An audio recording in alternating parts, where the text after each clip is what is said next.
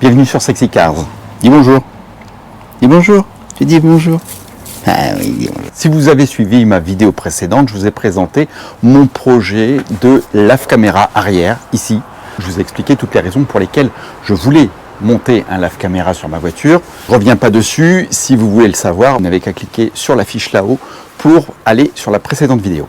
Bon, donc aujourd'hui, on va s'intéresser qu'au montage et aux résultats de ce que j'ai trouvé en aftermarket sur Internet, à savoir un lave-caméra qui comprend un tuyau très long, qui comprend cette partie-là qui va venir accueillir le bouton de coffre et la caméra. Il y a une petite buse ici. Vous avez des serre-flex et vous avez un T pour le tuyau pour aller se brancher directement sur le lave-vitre avant, le lave-vitre du pare-brise avant, quoi. Et puis vous avez aussi un petite aiguille, une petite punaise comme ça. On verra à quoi il sert tout à l'heure. Allez, on passe à la review de ce produit. Le tuto de montage, ça sera à la fin de la vidéo. Allez, ciao!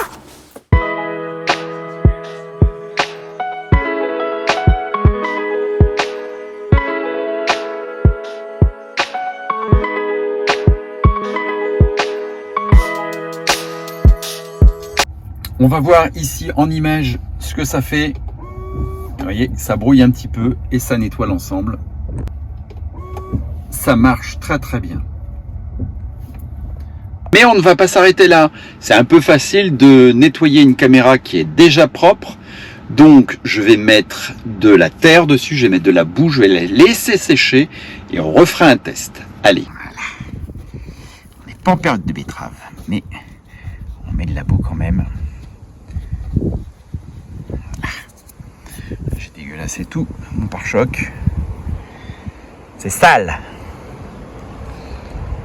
On va jeter un œil. Allez, on contrôle le salissage. Voilà le résultat de la boue.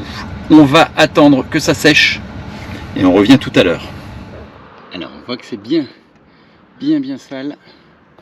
Donc c'est bien sale. On appuie dessus. Ah. Coucou. Ils sont encore un peu sales. Alors, vous voyez, il en reste un petit peu. Vous voyez, il en reste un petit peu là. À mon avis, il faut que je réoriente un petit peu la buse. Bon, on constate bien qu'il n'y a que la moitié qui a été lavée. Donc l'orientation de la buse n'est pas idéale. Alors pour ça, j'ai utilisé la petite punaise qui est fournie. Alors eux, ils disent de faire un crochet dessus. Bon, j'ai fait les réglages hier, mais j'ai eu un problème de son. Donc là, je le refais ce matin. Je vais vous montrer le résultat avec la buse réglée. Voilà. Donc le flux est beaucoup plus diffus en fait sur la caméra.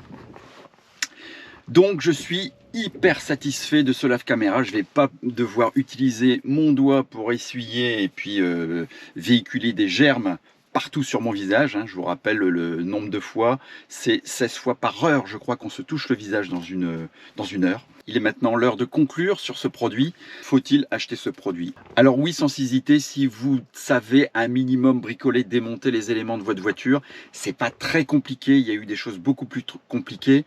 Donc si vous savez un minimum démonter les petites garnitures que je vais vous montrer là dans le tuto qui va suivre, il n'y a pas de problème, il faut sauter le pas. Si vous me connaissez, vous savez que quand il y a des choses qui ne vont pas, quand il y a des produits qui ne me plaisent pas, je le dis. Donc là, c'est en toute honnêteté. Après, il faut que vous soyez dérangé par cette caméra qui se salit. Mais moi, comme je vous l'ai expliqué dans la vidéo précédente, je suis dans une région qui est très développée au niveau de la production de betteraves sucrières. Et donc, souvent, les routes sont maculées de boue et on prend énormément de boue sur la caméra arrière. Je pense aussi aux personnes qui habitent dans les régions où on sale souvent les routes, les régions de montagne. Même chose, vous avez du sel qui se dépose régulièrement, donc je pense que c'est un must-have pour vous. Ce qui fait le plus de ce produit aussi, c'est qu'on ne se branche sur aucun réseau électrique, aucun faisceau de la voiture. Donc vous ne risquez pas d'interférer pour ceux qui pensent que quand on se branche sur le CAN-bus, ça interfère sur le comportement de la voiture. Là, vous n'avez pas cette barrière-là, cette barrière psychologique. Vous vous dites juste que c'est juste un tuyau qu'on met en dérivation de l'existant. et basta. Pour ceux qui se posent la question, en termes de consommation, la buse est tellement fine que ça ne va pas vous faire consommer beaucoup plus que ce que vous avez l'habitude de consommer en temps normal avec juste le pare-brise avant. Je trouve que les services que ça rend en échange, ça vaut le coup de consommer ces quelques millilitres en plus. Donc si ce produit vous intéresse, il y a le lien dans la description. Donc c'est un produit qui vient vraisemblablement de Pologne. Alors j'ai pas l'habitude de donner des prix dans mes vidéos parce que au fil du temps le prix peut varier, donc faites s'il vous plaît l'effort de cliquer sur le lien et d'aller voir le prix plutôt que de me demander en commentaire et combien ça coûte, etc. Que quelques secondes de cliquer sur le lien et de voir le prix qui est affiché. Alors si vous ne connaissez pas la chaîne, je vous encourage à vous abonner et à cliquer sur la cloche pour être informé des futures vidéos. Il y a encore des découvertes à faire sur des produits aftermarket sur la Tesla Model 3 et la Model Y. Si vous ne connaissez pas mon site, c'est sexycars.fr. Vous avez sur ce site plein de références sur des produits que j'ai ajoutés sur ma voiture, des choses que j'ai éprouvées, que j'ai testées, donc je ne mets pas non plus tous les produits que j'ai testés parce qu'il y en a qui ne valent pas le coup. Je prends par exemple un accessoire que j'avais mis sur mon porte-gobelet pour pincer les gourdes et les maintenir en place. Il s'est décollé, je ne vous recommande pas ce produit. Voilà, il ne vous reste plus qu'à mettre des pouces en l'air pour cette vidéo et rester en ligne parce que ceux qui sont intéressés par le montage, par le tuto de montage, c'est juste après. Il n'y aura pas de conclusion après le tuto de montage, ça va s'arrêter net. Alors soyez pas surpris. Restez positif. Ciao.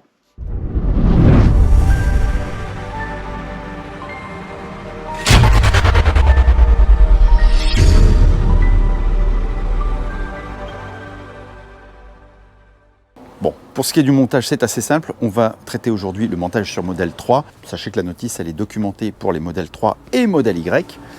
Je ne vais pas m'occuper du modèle Y aujourd'hui. Vous regarderez sur la notice pour ceux qui sont intéressés.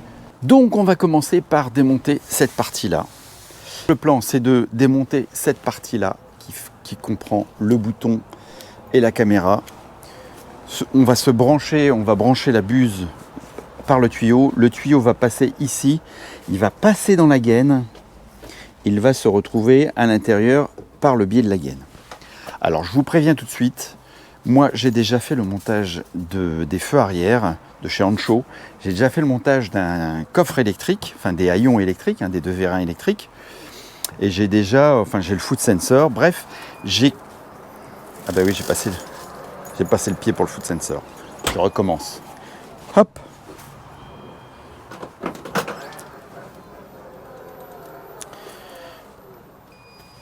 Donc je récapitule, j'ai 4 gros câbles qui passent ici dans ma gaine et donc qui prennent beaucoup de place dedans.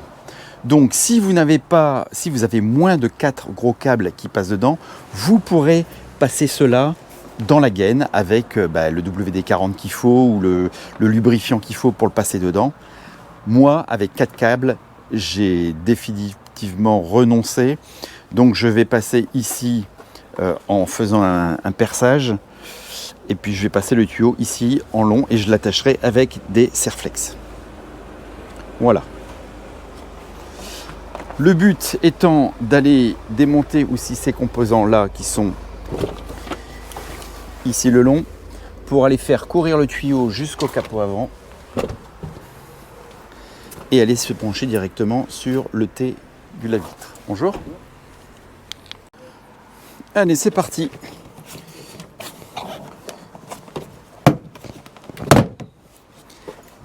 Alors pour ceux qui m'ont déjà suivi en tuto, ce sont des clips vert et blanc, vert ou blanc. Et vous voyez ici, alors ça n'existe pas chez vous, moi je l'ai mis pour atténuer améliorer l'acoustique. Voilà, donc tous mes clips sont partis sauf 2, 1 et 2, vous voyez ici. Donc je vais les récupérer avec alors on peut le faire avec une taille à naille ou avec une pince.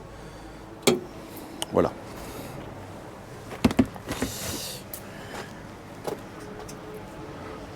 Alors maintenant, nous allons nous occuper, vous voyez ici, vous avez, est-ce que vous le voyez bien? Regardez si vous le voyez bien. Voilà. Donc vous avez le bouton du coffre. Alors la caméra, elle se tire simplement. Et vous avez un petit ergot ici, vous appuyez dessus et vous tirez. Quant à ça, vous tirez normalement, c'est pareil. Vous appuyez là-dessus sur l'ergot et ça se retire tout seul. Donc j'ai enlevé cette partie-là. Il me reste à... Voilà. Alors on récupère.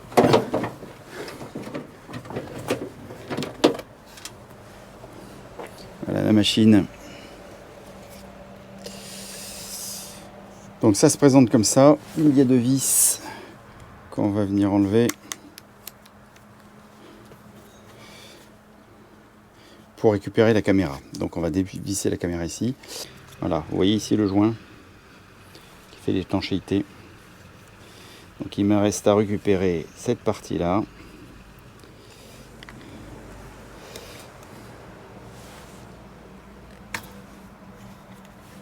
Faire attention de ne pas le casser. Je vais changer d'embout. Voilà. Ne vous trompez pas de sens.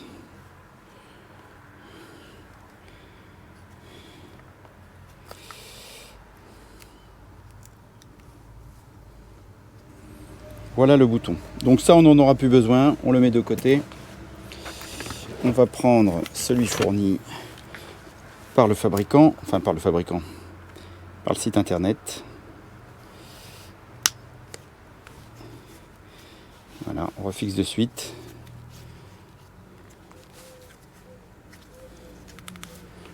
On peut comparer. Hein. Vous regardez le comparaison des deux. Celui-là est un petit peu plus, on va dire, peau d'orange. Ça, ça doit être une impression 3D, hein, mais très lisse. Bon, là où c'est situé, de toute manière, on ne verra pas la différence. Et vous voyez la différence entre les deux, c'est qu'ici, j'ai une petite protubérance qui laisse passer la buse. Voilà. On va remettre la caméra de suite. On va enfoncer.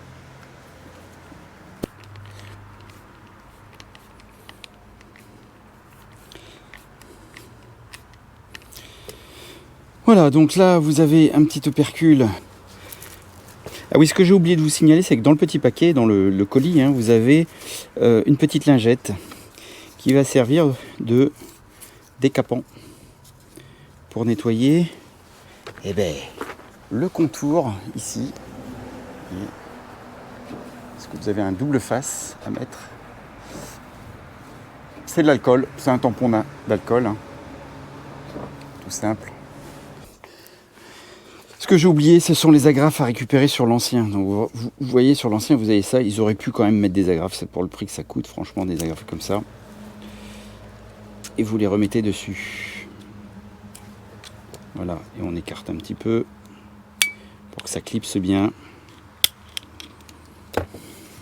Ça filme toujours ? Oui.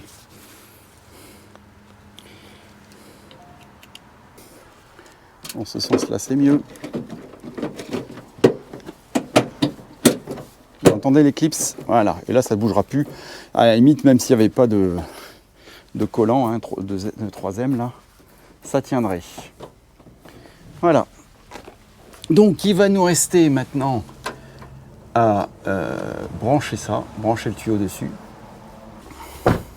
Je vais détruire ma gaine. Ça, c'est pour les ceintures. Voilà. Donc, le tuyau va rentrer par ici. Enfin, va sortir par ici. Comment je vais faire au mieux ?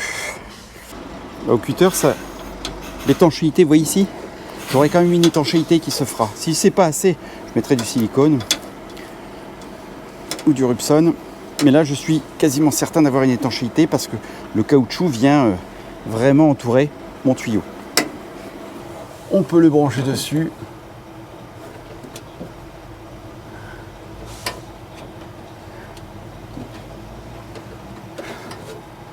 On peut rebrancher le bouton.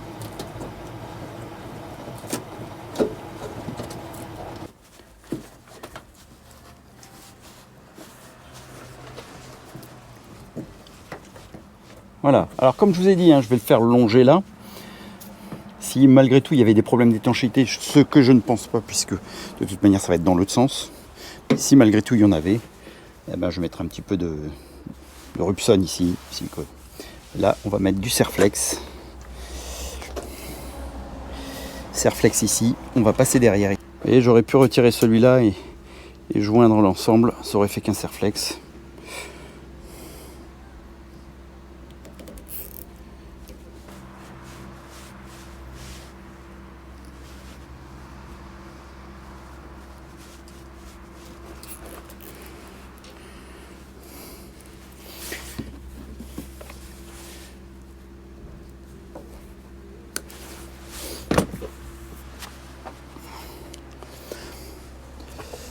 L'ensemble comme ça. Et voilà.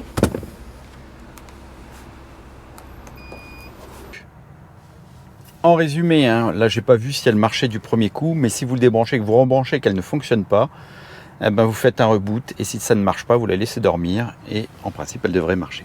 Donc là elle fonctionne. On ne voit pas, vous voyez, hein, on ne voit pas la petite buse sur le côté. Donc c'est la même vision que ce que j'avais avec la précédente, on va pas dire caméra, puisque c'est la même caméra, mais avec le précédent support. Bon, qu'est-ce qu'on va faire maintenant de ça? Donc, ce flexible, on va le passer par derrière ici. Ici par derrière. Pour ceux qui ne sont pas habitués, cette partie-là s'enlève. Pour cela, il faut tirer vers vous. Voilà. Et une fois que c'est tiré vers vous, vous le levez, mettez vers le haut. Vous voyez, parce qu'il y a ici, vous voyez, ici des agrafes qui se mettent en descendant. Voilà. Donc, on va aller chercher le bitonio qu'on va faire passer ici. Pour ça, vous avez ici, vous voyez, appuyez, vous pouvez lever le siège. Simplement, on ne va pas l'enlever complètement, on va juste enlever la garniture. Voilà, qui s'enlève elle aussi très facilement. Voilà, c'est clipsé. Le petit clips ici enlevé.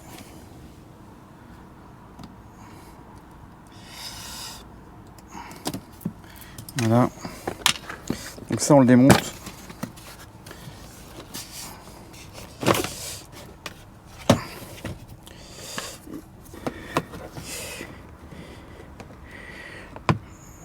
Alors l'idéal ça serait de tout démonter, mais je n'ai pas envie moi. J'ai envie de gagner du temps.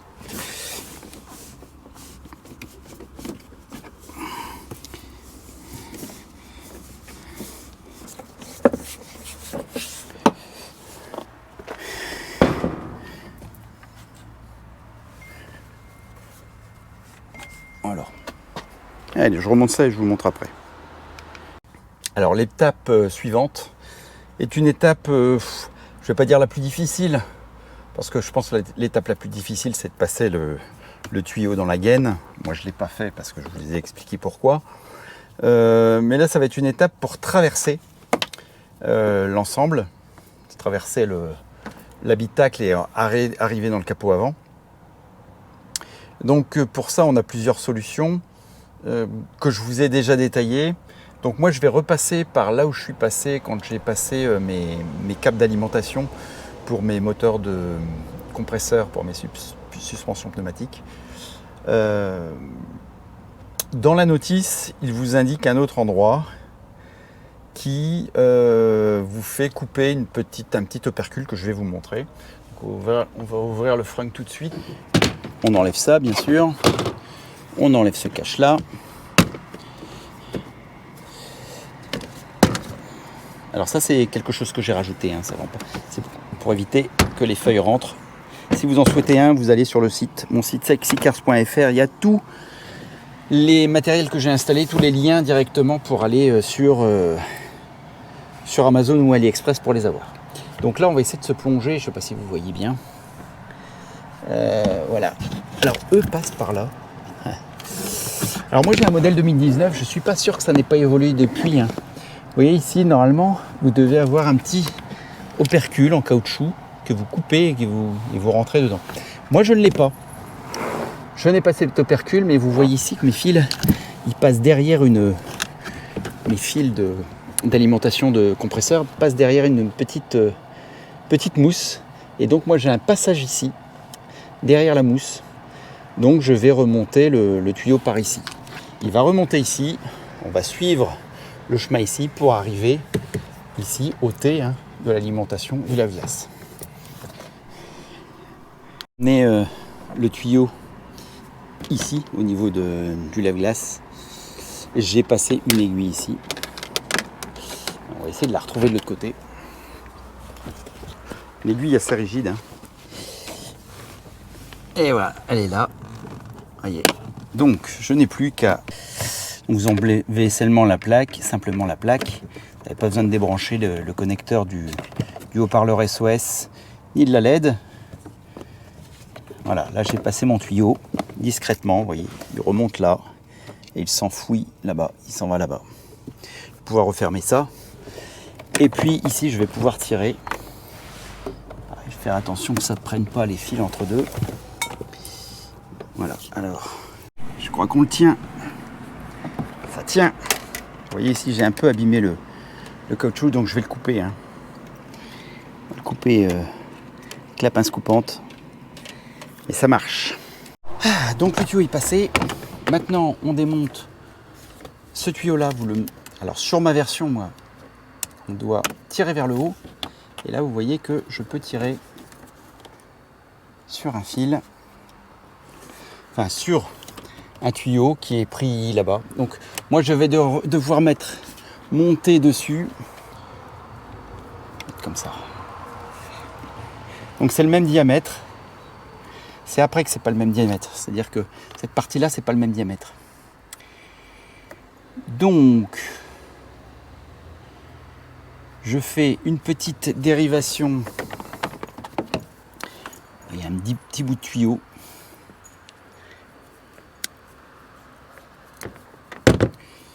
En dérivation. Il est trop grand. Je vais couper un peu.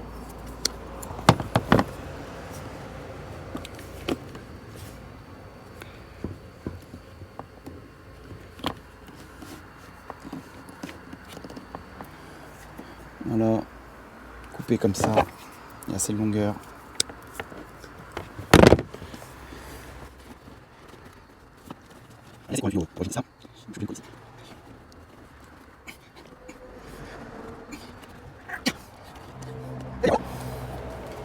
On va pouvoir faire les tests. Alors déjà, on va faire le test des essuie-glaces. On va le remettre.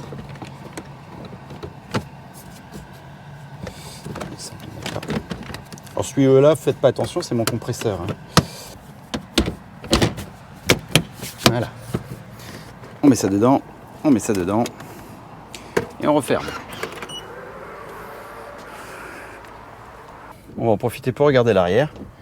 Alors bien sûr, il faut amorcer. Et voilà, vous avez vu, c'est déjà amorcé.